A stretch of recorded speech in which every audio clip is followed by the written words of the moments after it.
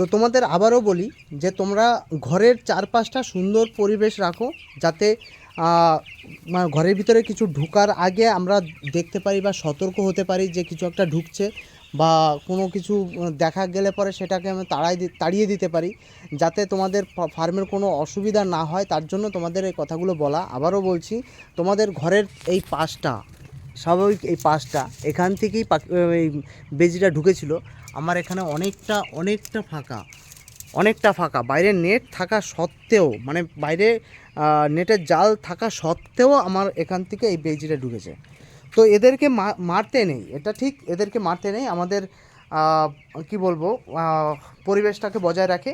হ্যাঁ, এর কারণে তোমার জায়গায় সাপ ঢুকতে পারে না, বা সাপকে নিয়ন্ত্রণ রাখে।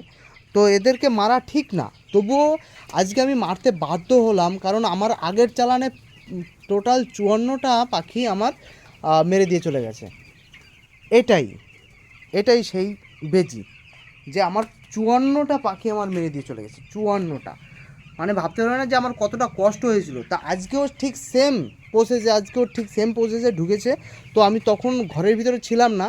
তো আমি যখন ঘরের ভিতরে ঢোকার পরক্ষণই আমি দেখি যে ও আমার এই স্লিংয়ে ছিল, এইখানে ছিল। তাই এখানে নাড়াচাড়া করার পরে আমি দেখতে পেলাম, ওদের লেজটা দেখে বুঝতে পারলাম যে বেজি ঢুকেছে।